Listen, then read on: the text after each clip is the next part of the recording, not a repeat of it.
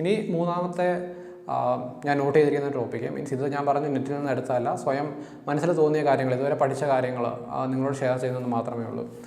മൂന്നാമത്തെ കാര്യം നമ്മുടെ ക്യാമറ അല്ലെങ്കിൽ ക്യാമറ ഗിയർ. ഇതാണ് നമ്മുടെ മൂന്നാമത്തെ കാര്യം. അതൊരു ഇൻവെസ്റ്റ്മെൻ്റ് ആണ്. നമ്മൾ എന്ത് ക്യാമറ വാങ്ങണം? ഞാൻ പറഞ്ഞു, ഞാൻ ആദ്യം വിചാരിച്ചത് ഒരു 5D Mark 4ഉം Mark 3ഉം 70-200mm ലെൻസും ഞാൻ വാങ്ങിയ ആളാണ് വെഡ്ഡിങ് ഫോട്ടോഗ്രാഫി ചെയ്യാനായിട്ട്. പക്ഷേ അതെനിക്ക് യൂസ്ഫുൾ ആയില്ല. അത് എൻ്റെ ഒരു വലിയ നഷ്ടമായിരുന്നു. കാരണം ആ സമയത്ത് ഞാനൊരു വളർന്നു കഴിഞ്ഞ ഒരു ഫോട്ടോഗ്രാഫർ അല്ല. നിങ്ങൾ വലിയൊരു ഗിയർ മേടിച്ചു, 5D Mark 4 അല്ലെങ്കിൽ 1DX മേടിച്ചു, ഏറ്റവും വില കൂടിയ ലെൻസ് മേടിച്ചു എന്ന് പറഞ്ഞ ആൾക്കാർ ഒരിക്കലും നിങ്ങളുടെ പുറകെ വരത്തില്ല. തീർച്ചയായും നിങ്ങളുടെ വർക്ക് കണ്ടിട്ടാണ് നിങ്ങളുടെ പുറകെ ആൾക്കാർ വരുന്നത്. ഞാൻ പേഴ്സണലായിട്ട് വരുത്തിയൊരു മിസ്റ്റേക്കാണ്. നിങ്ങൾക്കറിയാം, ഞാനിപ്പോൾ യൂസ് ചെയ്യുന്നത് ഒരു വെറും മിഡ് റേഞ്ച് ക്യാമറയാണ്, 80D ക്യാമറ. പക്ഷേ ഞാൻ ഇപ്പോൾ കൂടുതലും ഇൻവെസ്റ്റ് ചെയ്യാൻ ശ്രമിക്കുന്നത് ഫ്ലാഷ് ലൈറ്റുകളിലും അതുപോലുള്ള ആക്സസറികളിലുമാണ്. അപ്പോൾ എനിക്ക് പറയാനുള്ളത്, നിങ്ങളും അതുപോലെ ഏറ്റവും വില കൂടിയ ക്യാമറ വാങ്ങിയാൽ കസ്റ്റമേഴ്സ് നിങ്ങളുടെ പുറകെ വരുമെന്ന് വിചാരിക്കാതിരിക്കുക. ഡീസൻറ്റ് ഒരു ക്യാമറ വാങ്ങുക, അത്യാവശ്യം ഡൈനാമിക് റേഞ്ചുള്ള ഒരു ക്യാമറ വാങ്ങുക. അതുപോലെ തന്നെ നല്ലൊരു ഫ്ലാഷ് യൂണിറ്റ് വാങ്ങുക. ഞാനിപ്പം 2 ഗോഡോക്സ് AD200 ആണ് യൂസ് ചെയ്യുന്നത്. ഇപ്പോൾ എൻ്റെ ഏറ്റവും പുതിയ ബേബി ഫോട്ടോഗ്രാഫി മീൻസ് ഈ 2 യൂണിറ്റ് വാങ്ങിക്കഴിഞ്ഞ ഒരു ഷൂട്ടേ ചെയ്തിട്ടുള്ളൂ. അപ്പോൾ ആ ഷൂട്ടിൻ്റെ ഫോട്ടോസ് നിങ്ങൾക്ക് നോക്കിയാൽ അതിന് മുമ്പുള്ള ഫോട്ടോസും ഈ ഷൂട്ടും തമ്മിലുള്ള ആ വ്യത്യാസം, ഒരു മൈന്യൂട്ട് വ്യത്യാസമാണെങ്കിൽ നിങ്ങൾക്ക് ആ വ്യത്യാസം നിങ്ങൾക്ക് അതിൽ കാണാൻ സാധിക്കും. അപ്പോൾ ഒരു പാർട്ട് ടൈം ഫോട്ടോഗ്രാഫർ എന്തായാലും എക്സ്പീരിയൻസ്ഡ് ആയിട്ടുള്ള ആളല്ല. ചെറിയ എമൗണ്ട് ഉണ്ടാക്കാൻ ശ്രമിക്കുന്ന ഒരാളാണെങ്കിൽ അയാൾ ഒരിക്കലും ഇതുപോലെ ഗോഡോക്സിൻ്റെ 2 ഫ്ലാഷ് യൂണിറ്റും അല്ലെങ്കിൽ അതിനോട് അനുബന്ധിച്ചുള്ള ആക്സസറീസും ഒക്കെ വാങ്ങിക്കത്തില്ല. നോർമലി ഒരു photographer just part time photographer എന്ന് പറഞ്ഞാൽ കയ്യിലൊരു ക്യാമറ കാണും, DSLR ക്യാമറ. അത് വെച്ച് കുറച്ച് ഫോട്ടോസ് എടുക്കുന്നു, ഫോട്ടോഷോപ്പിൽ അത്യാവശ്യം എഡിറ്റ്സ് ഒക്കെ ചെയ്ത് കൊടുക്കുന്നു. അതാണ് ഒരു പാർട്ട് ടൈം ഫോട്ടോഗ്രാഫർ ചെയ്യുന്നത്. അവരതിൽ കൂടുതൽ ഇൻവെസ്റ്റ് ചെയ്യത്തില്ല. അല്ലെങ്കിൽ ഫ്യൂച്ചറിൽ ഫുൾ ടൈം ആകണമെന്ന് ആഗ്രഹിക്കുന്ന ആൾക്കാർ മാത്രമേ ഇൻവെസ്റ്റ് ചെയ്യത്തുള്ളൂ. ഞാൻ ഇൻവെസ്റ്റ് ചെയ്യാനുള്ള ഒരു മെയിൻ റീസണും ഇതാണ്. അതാണ് നമ്മുടെ 5ാമത്തെ പോയിൻ്റ്. എങ്ങനെ നമുക്ക് ഇവരുമായിട്ട് ഡിഫറൻഷിയേറ്റ് ചെയ്യാം, ഈ പാർട്ട് ടൈമേഴ്സിനെ നമുക്ക് എങ്ങനെ ഓവർകം ചെയ്യാം എന്നുള്ളതാണ് 5ാമത്തെ പോയിൻ്റ്. അപ്പോൾ ഇതുപോലുള്ള നമ്മുടെ ഫോട്ടോഗ്രാഫിയിൽ ഒരു യൂണീക്നെസ് കൊണ്ടുവരാൻ ശ്രമിക്കുക. ഞാനിപ്പോൾ ആ യൂണീക്നെസ് കൊണ്ടുവരാൻ ശ്രമിക്കുന്നത് ഈ ഫ്ലാഷ് ഫോട്ടോഗ്രാഫിയിലൂടെയാണ്. ഫ്ലാഷ് ഫോട്ടോഗ്രാഫി പലർക്കും ഒരു പേടിയുള്ളൊരു സംഭവമാണ്. പ്രൊഫഷണൽ ഫോട്ടോഗ്രാഫർ ആണെങ്കിലും വെഡ്ഡിങ് ചെയ്യുന്ന ആൾക്കാർക്ക് അത് യൂസ്ഡ് ആണ്. ഞാൻ ബാക്കിയുള്ള കാറ്റഗറിയിലുള്ള ആൾക്കാരോടാണ് പറയുന്നത്. ഫോട്ടോഗ്രാഫി ഒരു മിഡ് റേഞ്ചിൽ നിൽക്കുന്ന ആൾക്കാരാണെങ്കിൽ ഫ്ലാഷ് ഫോട്ടോഗ്രാഫി അവർക്ക് പേടിയാണ്. മെയിൻ റീസൺ എങ്ങനെ ഫ്ലാഷ് യൂസ് ചെയ്യണമെന്നൊന്നും അറിയത്തില്ല. അപ്പോൾ ഞാൻ അതിൽ ഒരു അഡ്വാൻറ്റേജ് എടുക്കാനാണ് ഞാൻ ശ്രമിക്കുന്നത്. ഞാൻ ഒരു ഫ്ലാഷ് യൂണിറ്റ് ഫ്രണ്ടിൽ കൊടുക്കുന്നു, അതുപോലെ ബാക്ക് ലൈറ്റ് ചെയ്യുന്നു. ആ പുതിയ ഫോട്ടോസ് നിങ്ങൾ ഇൻസ്റ്റാഗ്രാമിൽ നോക്കിയാൽ കാണാം. ഇൻസ്റ്റാഗ്രാം ലിങ്ക് ഇതിന് അടിയിലുണ്ട്. അപ്പം നമ്മൾ തന്നെ ഒരു യുണീക്ക് സ്റ്റൈൽ ഡെവലപ്പ് ചെയ്യാൻ ശ്രമിക്കുന്നു. അപ്പോൾ നമ്മുടെ ഒരു കസ്റ്റമർ നിങ്ങളുടെ ഫോട്ടോ, എൻ്റെ ഫോട്ടോ, ഞാൻ 8,000 രൂപയാണ് ഇവർക്ക് കോട്ട് ചെയ്യുന്നത്, 8,000 രൂപയ്ക്ക് കോട്ട് ചെയ്യുന്നു. വേറൊരുത്തൻ 2,000 രൂപയ്ക്ക് കോട്ട് ചെയ്യുന്നു. പക്ഷേ അവൻ്റെ ഫോട്ടോയും എൻ്റെ ഫോട്ടോയും തമ്മിലുള്ള വ്യത്യാസം കസ്റ്റമർക്ക് ഫോട്ടോയിൽ തന്നെ ഫീൽ ചെയ്യാൻ സാധിക്കണം. എന്തെങ്കിലും ഒരു പ്രത്യേകം നമ്മുടെ ഫോട്ടോയിൽ അവർക്ക് കാണാൻ സാധിക്കണം. അപ്പോൾ നമ്മൾ കീപ്പ് ചെയ്യേണ്ട 5ാമത്തെ ഒരു പോയിൻ്റ് ഒരു യുണീക്ക് സ്റ്റൈൽ ക്രിയേറ്റ് ചെയ്യുകയാണ്. യുണീക്ക് സ്റ്റൈൽ എന്ന് പറഞ്ഞാൽ നിങ്ങൾ ഒത്തിരി ഫോട്ടോഗ്രാഫേഴ്സിൻ്റെ ഇൻസ്റ്റാഗ്രാം പേജൊക്കെ എടുത്ത് നോക്കിയാൽ ഞാനൊരു 4-5 എണ്ണം പറയാം. ബ്രണ്ടൻ വൂഫൽ എന്ന് പറയുന്ന ഒരു ഫോട്ടോഗ്രാഫറുണ്ട്. അദ്ദേഹത്തിൻ്റെ ഫോട്ടോ എനിക്ക് എവിടെ നോക്കിയാലും ഇത് ഇന്ന വ്യക്തി എടുത്ത ഫോട്ടോയാണെന്ന് എനിക്കറിയാം. അല്ലെങ്കിൽ അദ്ദേഹത്തെ കോപ്പി അടിച്ചിട്ട് വേറൊരു ഫോട്ടോഗ്രാഫർ എടുത്തതും ആയിരിക്കാം. അപ്പോൾ ബ്രണ്ടൻ വൂഫലിൻ്റെ ലിങ്ക് ഞാൻ ഇതിന് താഴെ കൊടുക്കാം. അദ്ദേഹത്തിൻ്റെ ഫോട്ടോസ് കൂടുതലും നിയോൺ ലൈറ്റുകൾ യൂസ് ചെയ്താണ് അദ്ദേഹം ഫോട്ടോസ് എടുക്കുന്നത്. അദ്ദേഹത്തിൻ്റെ ഫോട്ടോസിൽ നിങ്ങൾക്ക് എപ്പോഴും ചെറിയ ചെറിയ ലൈറ്റ്സുകൾ അല്ലെങ്കിൽ പ്രിസം യൂസ് ചെയ്ത് ഫോട്ടോ എടുത്തിരിക്കുന്നതൊക്കെ കാണാം. നിയോൺ ലൈറ്റ്സ്, ഒരു പ്രത്യേക കളർ ടോണാണ് അദ്ദേഹം കീപ്പ് ചെയ്യുന്നത്. പിന്നെ ഒരു ഡിഫറൻഷിയേറ്റ് ചെയ്ത് നിൽക്കുന്ന ഫോട്ടോഗ്രാഫർ ജേസൺ ലാനിയറാണ്. അദ്ദേഹം ഒരു വെഡ്ഡിങ് ഫോട്ടോഗ്രാഫറാണ്, ഫാഷൻ ഫോട്ടോഗ്രാഫി ചെയ്യുന്നുണ്ട്. അദ്ദേഹത്തിൻ്റെ ഫോട്ടോസ് നോക്കിയാൽ ഒരു 60% ഫോട്ടോസും ഒരു HDR ലുക്കുള്ള ഫോട്ടോസാണ്. അത് വെഡ്ഡിങ് ഫോട്ടോഗ്രാഫി ആണെങ്കിലും ഒരു HDR ലുക്കാണ് അദ്ദേഹത്തിന്, ഹൈ കോൺട്രാസ്റ്റ് ഫോട്ടോസാണ്. അപ്പോൾ അദ്ദേഹത്തിൻ്റെ ഫോട്ടോസ് കണ്ടാലും നമുക്ക് ഒരു 10 ദിവസം അദ്ദേഹത്തിൻ്റെ ഫോട്ടോസ് ഇൻസ്റ്റാഗ്രാമിൽ കണ്ടു കഴിഞ്ഞാൽ പിന്നീട് നിങ്ങൾക്ക് എവിടെ നോക്കിയാലും ഇത് ഇന്ന വ്യക്തി എടുത്ത ഫോട്ടോ ആകാനുള്ള ചാൻസ് ഉണ്ടെന്ന് നിങ്ങൾക്ക് ചിന്തിക്കാൻ വരെ സാധിക്കും. അങ്ങനെ ഒരു ഡിഫറൻസിയേഷൻ ഇവരുടെ ഫോട്ടോഗ്രാഫിയിലുണ്ട്. പക്ഷേ ജേസൺ ലാനിയറിൻ്റെ സ്റ്റൈല് എനിക്ക് അത്ര ഇഷ്ടപ്പെട്ട സ്റ്റൈലല്ല. പക്ഷേ അദ്ദേഹം വളരെ യുണീക്കായിട്ടുള്ള, അദ്ദേഹത്തിൻ്റെ സ്റ്റൈല് വളരെ യുണീക്കായിട്ട് കീപ്പ് ചെയ്യുന്ന ഒരു ഫോട്ടോഗ്രാഫറാണ്. പിന്നെ നമുക്ക് മലയാളികളുടെ ഇടയിൽ നോക്കിയാൽ എനിക്ക് ഇഷ്ടപ്പെട്ട ഒരു ഇൻസ്റ്റാഗ്രാം പ്രൊഫൈൽ ബിബിൻ ഫോട്ടോഗ്രാഫി എന്ന് പറയുന്ന ഒരു ഫോട്ടോഗ്രാഫറുടെയാണ്. അദ്ദേഹം ഇതുപോലെ ഫ്ലാഷ് ലൈറ്റ് യൂസ് ചെയ്യുന്ന ഒരു വ്യക്തിയാണ്, ബാക്ക് ലൈറ്റ് നന്നായിട്ട് യൂസ് ചെയ്യുന്ന ഒരു വ്യക്തിയാണ്. വളരെ പ്രൊഫഷണൽ ആയിട്ടുള്ള ഒരു ഫോട്ടോഗ്രാഫറാണ്. അദ്ദേഹത്തിൻ്റെ പ്രൊഫൈൽ നിങ്ങൾക്ക് ചെക്ക് ചെയ്യാം. അത് പക്ഷേ വളരെ ഒരു സ്റ്റോറി ഡ്രിവൺ ഫോട്ടോസാണ്. അതുപോലെ നല്ല ടെക്നിക്കൽ നോളജും അതുപോലെ ഫോട്ടോഷോപ്പിലും നല്ല ടെക്നിക്കൽ നോളജ് ഉള്ള ഒരു വ്യക്തിയാണ് ഈ ബിബിൻ. അപ്പോൾ ബിബിൻ്റെ ഫോട്ടോസ് നോക്കിയാൽ നിങ്ങൾക്ക് ആ ഒരു ഡിഫറൻസ് കാണാം.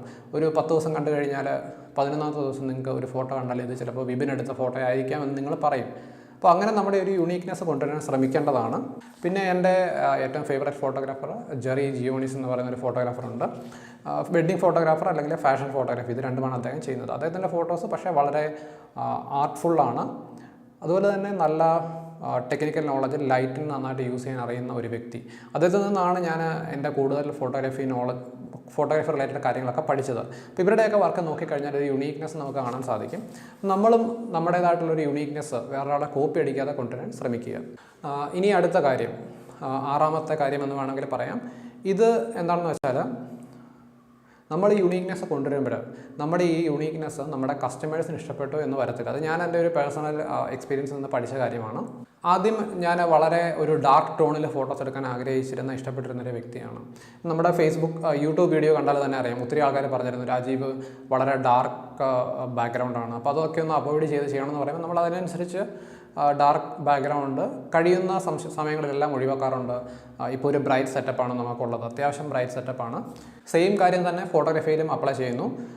ഞാനും ആദ്യം ഫോട്ടോഗ്രാഫിയിലാണെങ്കിലും കുറച്ചൊരു ഡാർക്ക് ടോൺസ് കീപ്പ് ചെയ്യാനാണ് ശ്രമിച്ചിരുന്നത്, കുറച്ച് ഡാർക്കായിട്ടുള്ള ഫോട്ടോസ്. മുൻപിലത്തെ പോയിന്റിലേക്ക് ഞാൻ ജസ്റ്റ് ഒരു ഫോട്ടോഗ്രാഫറെ കൂടി ആഡ് ചെയ്യാം. ഒരു സന പള്ളിപ്പുറം എന്ന് പറയുന്നൊരു ഫോട്ടോഗ്രാഫറുണ്ട്. ഇൻസ്റ്റാഗ്രാമിൽ അദ്ദേഹത്തിൻ്റെ ഫോട്ടോസ് നോക്കിയാൽ വളരെ യൂണീക്ക് ആയിട്ടുള്ള ഫോട്ടോസാണ്. വളരെ ഡാർക്കായിട്ടുള്ളൊരു ബാക്ക്ഗ്രൗണ്ടും വളരെ ബ്രൈറ്റ് ആയിട്ടുള്ളൊരു സബ്ജക്റ്റും നമുക്ക് അദ്ദേഹത്തിൻ്റെ ഫോട്ടോസിൽ കാണാൻ സാധിക്കും. ഇദ്ദേഹം ഒരു പ്രൊഫഷണൽ ഫോട്ടോഗ്രാഫർ അല്ല, ഹോബിസ്റ്റാണ്. ജസ്റ്റ് ഒന്ന് ചെക്ക് ചെയ്യുക, അദ്ദേഹത്തിൻ്റെ ആ ഒരു പേഴ്സണൽ സ്റ്റൈൽ നിങ്ങൾക്ക് മനസ്സിലാക്കാൻ സാധിക്കും. പക്ഷേ ഇവരെയൊന്നും കോപ്പി ചെയ്യാതെ സ്വന്തം ഫോട്ടോസ് അല്ലെങ്കിൽ സ്റ്റൈൽ നിങ്ങൾ ഡെവലപ്പ് ചെയ്യാനായിട്ട് ശ്രമിക്കുക.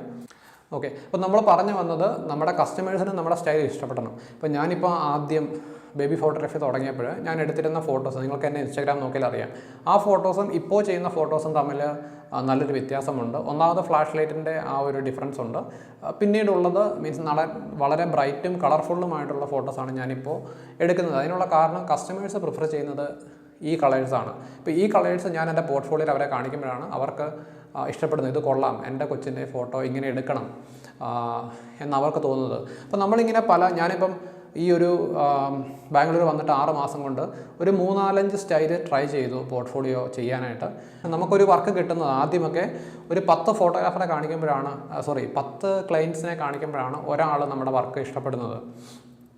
ഇപ്പോഴത്തെ ഒരു സിറ്റുവേഷനിലാണെങ്കിൽ ഞാനൊരു 4 പേരെ കാണിച്ചാൽ അതിലൊരാൾ എന്നെ ചൂസ് ചെയ്യാൻ സാധ്യതയുണ്ട്. അപ്പോൾ കൂടുതലും ക്ലയൻസ് ഏത് സ്റ്റൈലാണ് പ്രിഫർ ചെയ്യുന്നത് നമ്മൾ കണ്ടുപിടിക്കുക. എന്നിട്ട് ആ ഒരു സ്റ്റൈൽ, ഫോട്ടോഗ്രാഫി സ്റ്റൈൽ കീപ്പ് ചെയ്യാൻ വേണ്ടി ശ്രമിക്കുക. ഞാനിപ്പോഴും പൂർണ്ണമായിട്ടും ഈ ഒരു സ്റ്റൈലാണ് ഇനി ചെയ്യുന്നതെന്നല്ല പറയുന്നത്. ചിലപ്പോൾ വീണ്ടും ചേഞ്ച് ചെയ്യാം, കുറച്ചും കൂടെ കസ്റ്റമേഴ്സിനെ അട്രാക്റ്റ് ചെയ്യാനുള്ളൊരു സ്റ്റൈൽ ഞാൻ ക്രിയേറ്റ് ചെയ്യും. അതിനുവേണ്ടി ട്രൈ ചെയ്യുന്നു. അപ്പോൾ നിങ്ങളും അങ്ങനെ തന്നെ ട്രൈ ചെയ്ത് നിങ്ങളുടെ സ്റ്റൈൽ ഡെവലപ്പ് ചെയ്ത് എടുക്കുക. ഇനി അടുത്ത പോയിന്റ് നിങ്ങളുടെ മോട്ടിവേഷനെ സംബന്ധിച്ചാണ്. മോട്ടിവേഷൻ എന്ന് പറഞ്ഞാൽ നിങ്ങൾക്കറിയാം, ഞാനിപ്പോൾ പ്രൊഫഷണലായിട്ട് ഫോട്ടോഗ്രാഫി ചെയ്യാൻ തുടങ്ങിയിട്ട് 2 വർഷം അല്ലെങ്കിൽ 2.5 വർഷം ആകുന്നതേ ഉള്ളൂ. അതായത് ഒരു ഫുൾ ടൈം ഫോട്ടോഗ്രാഫർ ആക്കിയിട്ട്. അപ്പോൾ ഈ 2.5 വർഷം കൊണ്ട് ഞാൻ തുടക്കം മുതൽ തന്നെ ഒത്തിരി കാശുണ്ടാക്കിയെന്ന് പറയാൻ സാധിക്കുന്നൊരു വ്യക്തിയല്ല. ഞാൻ പറഞ്ഞു, ഒട്ടനവധി കടങ്ങൾ ജീവിതത്തിൽ വന്നിട്ടുണ്ട് ഈ ഫോട്ടോഗ്രാഫി ഫീൽഡിലേക്ക് വന്നതിന് ശേഷം. ഇപ്പോൾ ഞാൻ ആ കടങ്ങൾ വീട്ടിക്കൊണ്ടിരിക്കുകയാണ്. എനിക്ക് തോന്നുന്നു നെക്സ്റ്റ് ഒരു 5 വർഷമെങ്കിലും എടുക്കും ഈ കടങ്ങളൊക്കെ ഒന്ന് വീട്ടാനായിട്ട്. പക്ഷേ ഇപ്പോഴത്തെ ഒരു സ്റ്റേജ് എന്ന് വെച്ചാൽ എനിക്ക് ഒരാളുടെ കയ്യിൽ നിന്ന് കടം വാങ്ങേണ്ടി വരുന്നില്ല. കടം വാങ്ങിയിരുന്നു കുറച്ച് നാളുകൾക്ക് മുമ്പ് വരെ. നല്ല ക്ലോസ് ഫ്രണ്ട്സൊക്കെ ഒത്തിരി സഹായിച്ചിട്ടുണ്ട്. അപ്പോൾ ഇതൊക്കെ തിരിച്ച് വീട്ടുന്ന ഒരു കാലയളവാണ്. പക്ഷേ ഇതൊക്കെ തിരിച്ച് വീട്ടാൻ എനിക്കൊരു 5 വർഷം എടുക്കും. അപ്പോൾ ഫോട്ടോഗ്രാഫിയിൽ വരുമ്പോൾ നിങ്ങൾ ഇങ്ങനെ ഒരു റിസ്ക് എടുക്കാൻ തയ്യാറായിരിക്കണം. അല്ലെങ്കിൽ നിങ്ങൾക്ക് നല്ല ഒരു ഫൈനാൻഷ്യൽ ബാക്കപ്പ് ഉണ്ടായിരിക്കണം. ഇതില്ലാത്ത ആൾക്കാർക്ക് വേണ്ട ഒരു കാര്യം, മെയിനായിട്ട് വേണ്ട കാര്യം, വളരെ പേഷ്യൻ്റ് ആയിരിക്കണം, വളരെ ക്ഷമയുള്ള ആൾക്കാരായിരിക്കണം. അല്ലെങ്കിൽ അതുപോലെ തന്നെ നമുക്ക് വേണ്ട വേറൊരു കാര്യം, നിങ്ങളെ ഹെൽപ്പ് ചെയ്യാൻ കഴിയുന്ന സുഹൃത്തുക്കൾ, അല്ലെങ്കിൽ ഫാമിലി, അല്ലെങ്കിൽ റിലേറ്റീവ്സ്, അങ്ങനെ നല്ല നല്ല ആൾക്കാരെ കൊണ്ട് നിങ്ങളുടെ ചുറ്റും അങ്ങനെ ആൾക്കാരുണ്ടെങ്കിൽ, നിങ്ങളെ ഹെൽപ്പ് ചെയ്യുന്ന ആൾക്കാരുണ്ടെങ്കിൽ, അതുപോലെ നിങ്ങൾക്ക് കുറച്ച് പേഷ്യൻസ് ഉണ്ടെങ്കിൽ നിങ്ങൾക്ക് സക്സീഡ് ചെയ്യാൻ സാധിക്കും ഫോട്ടോഗ്രാഫി ബിസിനസ്സിൽ. ഇനി നമുക്ക് വീണ്ടും ആ യൂണീക്നെസ്സിലേക്ക് തിരിച്ചു വരാം. വേറൊരു രീതിയിൽ നമുക്ക് നമ്മുടെ ഫോട്ടോഗ്രാഫിയിൽ യൂണീക്നെസ് ക്രിയേറ്റ് ചെയ്യാൻ സാധിക്കുന്നത് നമ്മുടെ റീടച്ചിങ് ചെയ്യുന്ന സമയത്താണ്. ഈ റീടച്ചിങ് ചെയ്യുന്ന സമയത്ത് നമുക്ക് ഫോട്ടോഷോപ്പിലാണെങ്കിൽ കളർ ഗ്രേഡ് ചെയ്യാം. അത് പല രീതിയിൽ കളർ ഗ്രേഡ് ചെയ്യാം.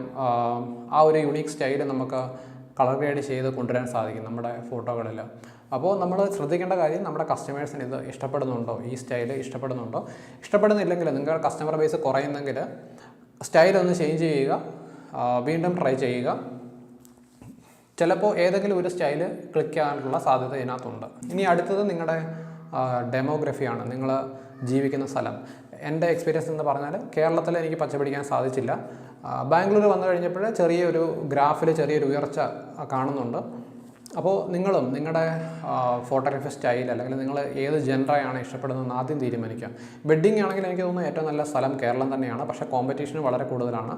ഇപ്പോൾ ബേബി ഫോട്ടോഗ്രാഫി എന്ന് പറഞ്ഞാൽ ബാംഗ്ലൂർ ഓൾറെഡി നല്ലൊരു ബിസിനസ്സാണ് ബേബി ഫോട്ടോഗ്രാഫി. അതുപോലെ തന്നെ ചെന്നൈയിലൊക്കെ നല്ല ബിസിനസ്സാണെന്ന് തോന്നുന്നു. പക്ഷേ നമ്മൾ ഈ ബേബി ഫോട്ടോഗ്രാഫി കൊണ്ട് കേരളത്തിൽ ചെന്നാൽ വർക്ക് കിട്ടുന്നത് വളരെ കുറവായിരിക്കും. ഇപ്പോൾ കിട്ടുന്ന ആ ഒരു റേഞ്ചിൽ നിന്ന് നമുക്ക് വർക്ക് കിട്ടത്തില്ല, അല്ലെങ്കിൽ ഈ ഒരു എമൗണ്ട് നമുക്ക് കിട്ടത്തില്ല. അപ്പോൾ നിങ്ങൾ ശ്രദ്ധിക്കേണ്ട ഡെമോഗ്രഫിയാണ്. നിങ്ങൾ ഫാഷൻ ഫോട്ടോഗ്രാഫി നോക്കുന്ന ആൾക്കാരാണെങ്കിൽ ആദ്യമായി നമുക്ക് കേരളത്തിലുള്ള ഒരാൾക്ക് ചെയ്യാവുന്നത് ജസ്റ്റ് ഒന്ന് എറണാകുളത്ത് പോയി കുറച്ച് ചെറിയ തോതിലൊക്കെ ഫാഷൻ ഫോട്ടോഗ്രാഫി ചെയ്യുക, ചെറിയൊരു പോർട്ട്ഫോളിയോ ബിൽഡ് ചെയ്യുക. അതുമായിട്ട് ഒന്നെങ്കിൽ ബോംബെയിലേക്ക് പോവുക, മീൻസ് നമ്മുടെ ഫിലിം ഫീൽഡൊക്കെ കോൺസെൻട്രേറ്റ് ചെയ്തിരിക്കുന്നത് മുംബൈയിലാണ്. മുംബൈയിൽ ചെല്ലുക, അവിടെ ചെറിയ ഏതെങ്കിലും ഒരു ഫാഷൻ ഫോട്ടോഗ്രാഫറുടെ കൂടെ വർക്ക് ചെയ്യുക.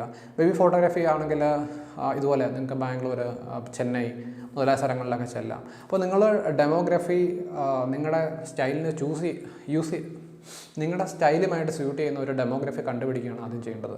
ഡെമോഗ്രഫി എന്ന് പറഞ്ഞാൽ ഞാൻ ഏരിയയാണ് ഉദ്ദേശിക്കുന്നത്. ചില പർട്ടിക്കുലർ ഏരിയകളിൽ ചില പർട്ടിക്കുലർ ടൈപ്പ് ഓഫ് ഫോട്ടോഗ്രാഫി വർക്കാകത്തില്ല. അപ്പോൾ നമ്മൾ ഈ ഏത് സ്ഥലങ്ങളിലാണ് ഇവ വർക്കാകുന്നതെന്ന് കണ്ടുപിടിക്കുക.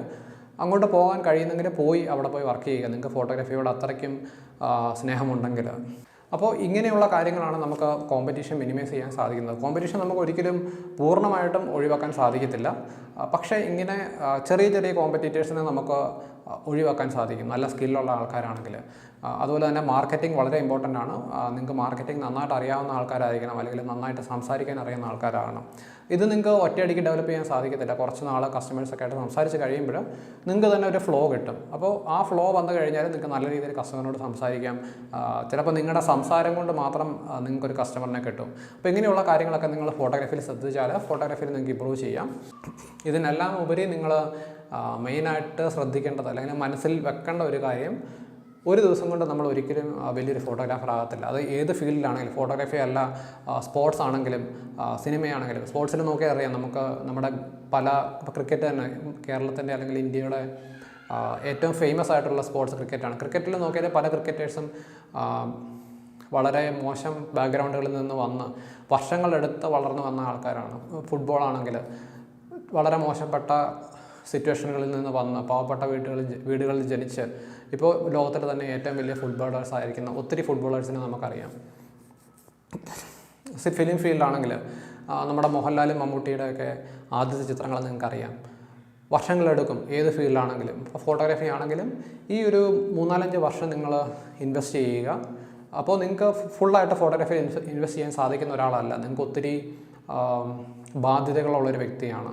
അപ്പോൾ ഫോട്ടോഗ്രാഫിയിൽ പൂർണ്ണമായി ഇൻവെസ്റ്റ് ചെയ്യാതെ ഒരു ജോലി ചെയ്യുക, അതിൻ്റെ കൂടെ സൈഡായിട്ട് ഫോട്ടോഗ്രാഫി ചെയ്യുക. ഓക്കെ, അങ്ങനെ ചെറുതായി വളരുക. ഒരു ദിവസം കൊണ്ട് വളരുമെന്ന് ഒരിക്കലും വിചാരിക്കരുത്. അങ്ങനെ വളരുന്ന ആൾക്കാർ വളരെ കുറവാണ്. അപ്പോൾ നമ്മൾ ടൈം ഇൻവെസ്റ്റ് ചെയ്യാനായിട്ട് ശ്രമിക്കുക. അങ്ങനെയാണെങ്കിൽ ഈ ഫീൽഡിൽ അല്ലെങ്കിൽ ഏത് ഫീൽഡാണെങ്കിലും നിങ്ങൾക്ക് വളരാൻ സാധിക്കും. അപ്പോൾ ഈ ചെറിയ വീഡിയോ നിങ്ങൾക്ക് ഇഷ്ടപ്പെട്ടു എന്ന് വിചാരിക്കുന്നു, നിങ്ങൾക്ക് യൂസ്ഫുൾ ആകുമെന്ന് വിചാരിക്കുന്നു.